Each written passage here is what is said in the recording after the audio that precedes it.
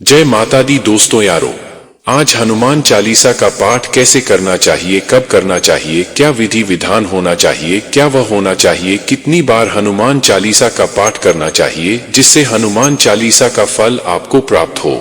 Video में आगे बढ़ने से पहले अगर आप सब हमारे चैनल भक्ति में शक्ति 8824 पर नए हैं तो चैनल को सब्सक्राइब जरूर कर ले, साथ ही वीडियो को अपने अपने दोस्तों में शेयर करें। दोस्तों, सबसे पहले मैं आपको बता दूं कि हनुमान चालीसा पढ़ने के क्या क्या लाभ होते हैं। जो आप हनुमान चालीसा का पाठ करते हैं तो आपको क्या क्या चीजें प्राप्त होती है, लेकिन जब आप हनुमान चालीसा का पाठ शुरू करते हैं, जैसे मैं आपको आगे बताऊंगा, तो उस पाठ को करने के बाद जो आपके घर में जितने भी वह प्रेत की बाधाएं होती हैं, वह सभी बाधाएं धीरे धीरे प्रभावहीन होनी शुरू हो जाती हैं। प्रभावहीन का मतलब होता है कि उनमें जो शक्ति थी, जिस शक्ति से अपना प्रभाव दिखा रहे थे, नकारात्मक प्रभाव आपके ऊपर, आपके घर के ऊपर दिखा रहे थे, वह प्रभाव धीरे धीरे वह शून्य होना शुरू हो जाता है। और एक ऐसा समय भी आता है जब वह नकारात्मक शक्तियों पूर्ण रूप से शक्ति के शक्तिहीन हो है, यानी कि वह आपका किसी भी प्रकार से नुकसान नहीं कर पाती और फिर वह नष्ट हो जाती है।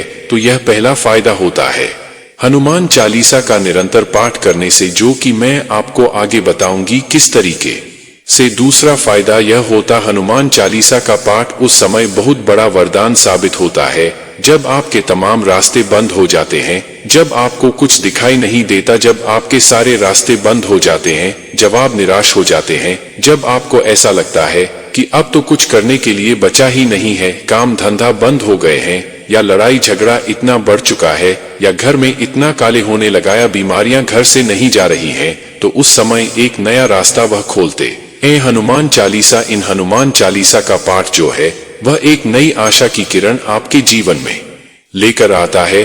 साथ ही हनुमान चालीसा पाठ करने से आपके मित्र भी प्रसन्न होते हैं। यह चीजें आप ध्यान दीजिए, अगर तो आपके घर में है और हनुमान चालीसा का पाठ अब कर रहे हैं, जो विधि मैं आपको बताऊंगा, तो आपके पितरों भी आपसे प्रसन्न होते हैं, आपके घर में सुख शांति होती है, साथ में उनका पितृ दोष जो है वह धीरे धीरे वह भी समाप्त होना शुरू हो जाता है। अगर आपका होता है हनुमान चालीसा जब आप पाठ करना शुरू कर देते तो हनुमान जी महाराज आपको स्वप्न के माध्यम से दर्शन देना शुरू कर देते हैं। कई बार आपको ऐसा लगेगा सिंदूर मूर्ति आपको दिख रही है। खैर, आपको ऐसा सपनों के माध्यम से दिखिए जैसे आप मूर्ति पर चोला चढ़ा रहे हैं, तेवर आपको ऐसा लगेगा क्या भंडारा कर रहे हैं, कि वह आप हनुमान चालीसा पाठ करें हनुमान जी की मूर्ति के सामने, आपको ऐसा स्वप्न के माध्यम से दिखेगा। अगला क्या फायदा होता है हनुमान चालीसा पढ़ने से? हनुमान चालीसा जो आप निरंतर पाठ करते हैं तो अध्यात्म मार्ग की तरफ आपका रुझान जो है वह बढ़ जाता है। हनुमान जी की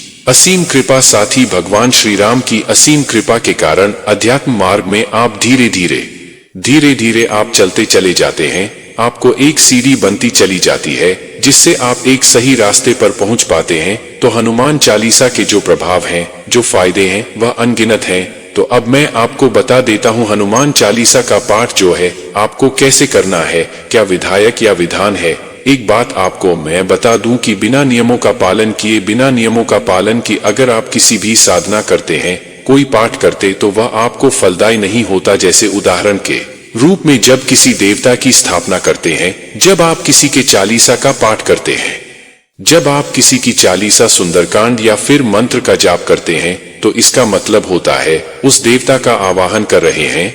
आवाहन मतलब वह देवता, उस देवता क्वालिफिकेशन, न्योता दे रहे हैं, बुलावा दे रहे हैं। तो वह देवता जो है जब आपके घर में प्रवेश करने के लिए आता है, तो वह चीजें हैं, यह है कि आपके नियम जो है वह होने चाहिए कि जैसे हनुमान जी महाराज जो आपके घर में तो नकारात्मक शक्तियों को हटा देंगे, पर आपके घर में तामसिक चीजों का प्रयोग उस समय होना ही नहीं चाहिए। इस चीज का ध्यान रखना, तामसिक वस्तुओं का प्रयोग बिल्कुल भी नहीं होना चाहिए। उस घर में हनुमान जी बिल्कुल नहीं आते। आप कितनी हनुमान चालीसा का पाठ कर लो, कितना सुंदरकांड पाठ कर लो, कितना बजरंग बाण का पाठ कर लो, कितना हनुमान शतक का बात कर लो, फिर कितना ही हनुमान साठिका का बात कर लो, कुछ भी आपको प्राप्त नहीं होगा जब तक आप नियमों से नहीं चलेंगे। तो पहला नियम होता तामसिक चीजों का पूर्ण रूप से आपको परहेज करना होगा, तब जाकर, क्योंकि हनुमान जी की सेवा कर रहे हैं तो उन्हें और उन्हीं के कंधों पर चलकर आपको उनकी सेवा प्राप्त होगी और श्री राम की कृपा भी आपको प्राप्त होगी। दूसरा नियम होता है, जब भी आप हनुमान चालीसा का पाठ करेंगे तो मंगलवार को रूम से कम पूर्ण ब्रह्मचर्य आपको धारण करना है। आप वैसे आपने और दिन मत कीजिए, पर मंगलवार के दिन और शनिवार हो सके तो और अच्छी बात है।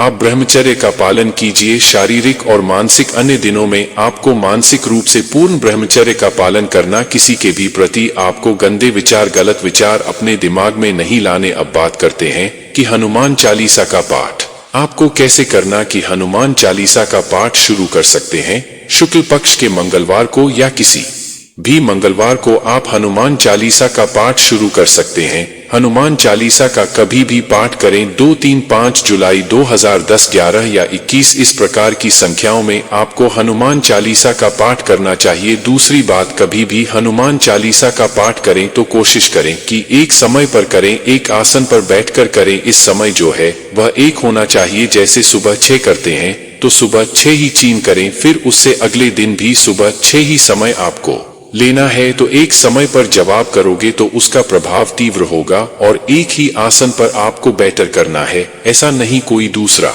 आसन ले लिया आपने, उस स्थान पर किसी अन्य व्यक्ति को भी बैठने आपको नहीं देना। तो जब भी आप हनुमान चालीसा का पाठ शुरू करते हैं उससे पहले 1.25 मीटर लाल कपड़ा जो इस्तेमाल पहले नहीं हुआ उस चौकी पर बिक जाए। वहां पर श्री राम दरबार की फोटो या हनुमान जी की वह फोटो जो आपको आशीर्वाद मुद्रा में दिखे, वह फोटो आपको उस आसन पर लगानी है। वह फोटो आपको बिल्कुल नहीं लगाने जैसे हनुमान जी लंका दहन कर रहे हैं या फिर श्री राम और लक्ष्मण जो महाराजा उनको कंधे पर बिठाकर लेकर आ रहे हैं, तो इस तरह की फोटो नहीं लगानी।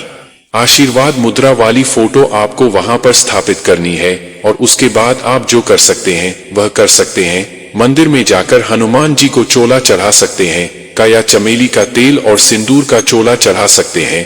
कलाव की माला 11 बार गांठ लगाकर 21 बार गांठ लगाकर आपकी इच्छा है 11, 21, 51 बार गांठ लगाकर उसे एक माला का रूप दीजिए और भगवान हनुमान जी को आप कहना, यह उससे हनुमान जी प्रसन्न होते हैं।